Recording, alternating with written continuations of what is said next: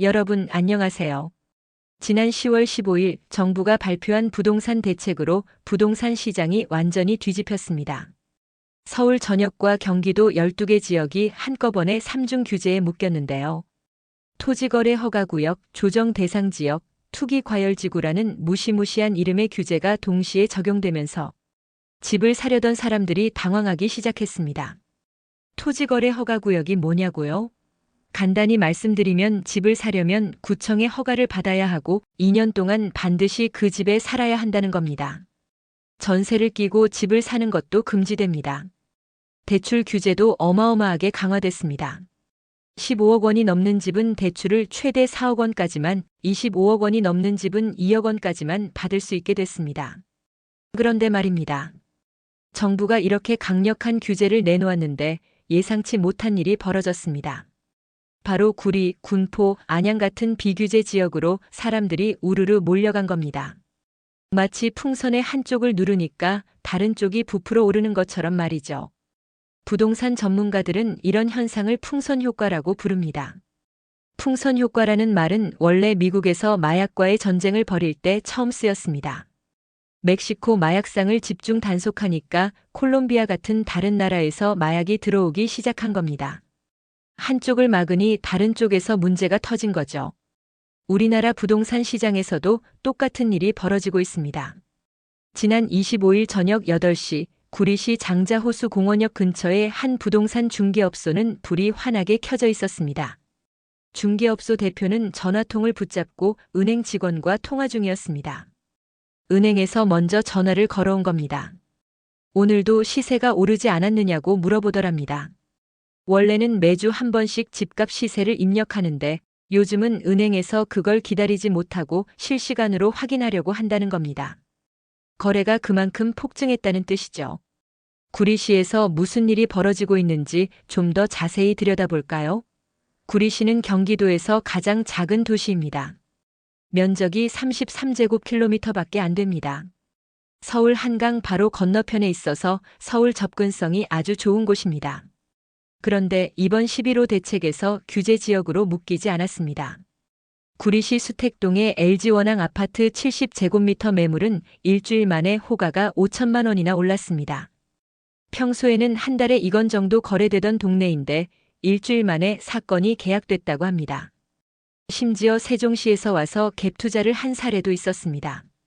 여기서 잠깐 갭 투자가 뭔지 모르시는 분들을 위해 설명드리겠습니다.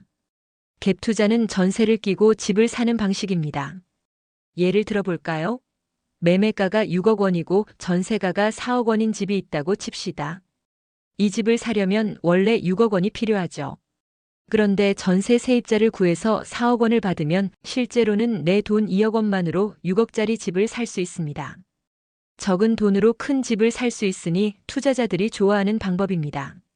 물론 나중에 세입자가 나갈 때 전세금 4억 원을 돌려줘야 하지만 그 사이 집값이 오르면 큰 이익을 볼 수 있는 겁니다. 구리시의 한 중개사는 이렇게 말했습니다. 30분 뒤에 갭 투자 손님들이 34평 집 보러 오기로 해서 기다리고 있습니다. 평소 토요일은 격주로 근무했는데 지금은 다 나와야 하는 상황입니다. 부동산 중개업소들이 비상근무 체제로 돌입한 겁니다. 토평동의 한 중개사는 대책 발표 전보다 문의가 5배 늘었다며 집주인이 가격 올릴까봐 집 보고 난 당일 늦은 밤에도 계약한다고 했습니다. 사람들이 얼마나 급한지 밤늦게까지 계약을 서두르고 있다는 겁니다. 그런데 가장 재미있는 건 이겁니다. 인창동 구리역 인근의 한 중개사는 이렇게 말했습니다. 예전에는 부동산 공부하는 젊은 분들이 움직였는데 대책 나오고 나서는 어르신들이 많이 오십니다. 매스컴에서 연일 부동산만 보도하니까 텔레비전을 자주 보시는 어르신들 중에 나 현금 5억에서 6억 원 들고 있다. 괜찮은 물건 있으면 바로 달라고 하시는 분들도 있습니다. 현금 5억, 6억 원을 들고 다니는 어르신들이 텔레비전 뉴스를 보고 부동산 중개업소를 찾아오는 겁니다. 뉴스에서 매일 부동산 이야기만 나오니까 지금 안 사면 더 오를 것 같다는 불안감에 현금을 들고 찾아오시는 거죠. 집값 상승기에 전형적으로 나타나는 선매수 후매도 현상도 나타나고 있습니다. 기존에 살던 집을 팔기도 전에 새 집을 먼저 계약하는 겁니다. 장자호수공원 인근의 40대 김씨 부부도 새 집을 계약한 상태에서 기존 집의 호가를 5천만 원 올려서 내놨습니다. 지금 안 팔아도 나중에는 더 비싸게 팔 수 있을 것이라는 확신이 있는 겁니다. 군포시는 어떨까요? 군포시는 안양시 바로 아래에 있는 작은 도시입니다. 1989년에 3본 신도시가 개발되면서 급성장했죠. 전국에서 세 번째로 작은 도시인데 이번 규제에서 빠졌습니다. 군포시 개성 하이뷰 77제곱미터는 대책 발표 한 달 전에는 5억 7,900만 원이었는데 지난 18일에 6억 8천만 원에 거래되면서 역대 최고가를 기록했습니다. 한 달 만에 1억 원 넘게 오른 겁니다. 군포시 레미안 하이어스 인근 부동산 중개업소 대표는 전화기에 불이 날 정도로 문의가 쏟아졌다며 일주일 남짓 사이에 20건 안팎 계약이 몰렸다고 말했습니다. 그런데 놀라운 건 계약의 90%가 갭 투자였다는 겁니다. 대부분이 실제로 살려고 산 게 아니라 투자 목적으로 산 거죠. 안양시 만안구도 상황은 비슷합니다. 안양시는 경기도 중부에 있는 도시로 서울과 바로 붙어 있습니다. 북쪽으로는 관악산을 경계로 서울 관악구, 금천구와 접하고 있죠. 그런데 안양시는 두 개 구로 나뉘어 있습니다. 동안구는 이번에 규제 지역으로 묶였지만 만안구는 빠졌습니다. 안양시 만안구 레미안 안 양메가트리아는 최근 호가가 전용 84제곱미터 기준으로 5천만 원가량 올랐습니다. 84제곱미터 10층 매물은 대책 발표. 다음 날 9억 7천만 원에 거래되면서 최근 1년 내 최고가를 기록했습니다. 이 아파트 인근 부동산 중개업소 대표는 웃지 못할 이야기를 들려줬습니다.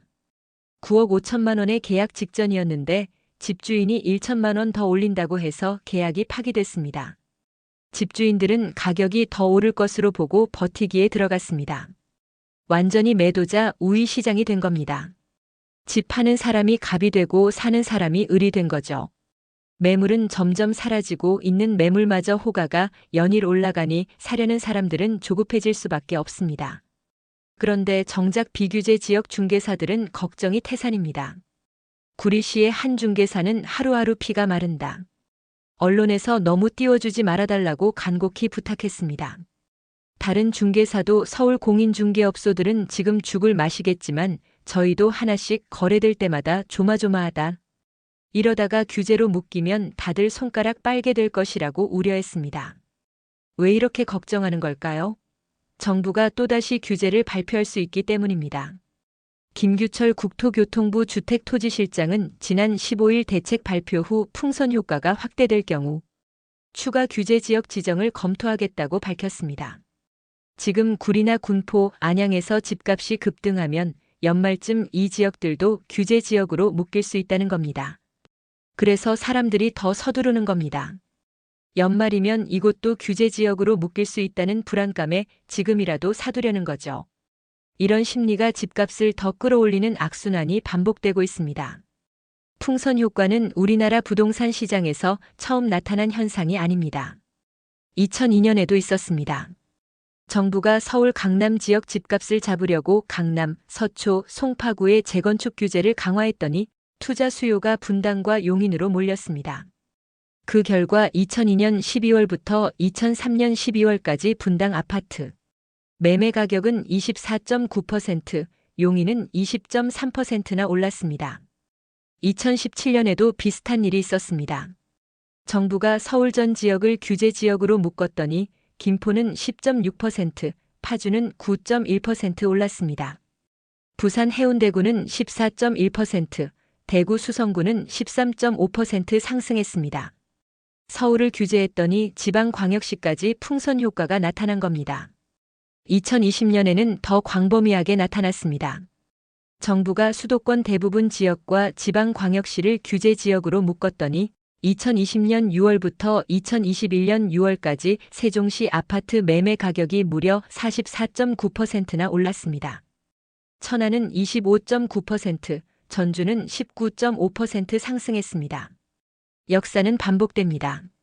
정부가 강력한 규제를 내놓을 때마다 투자 수요는 규제받지 않는 다른 곳으로 이동합니다.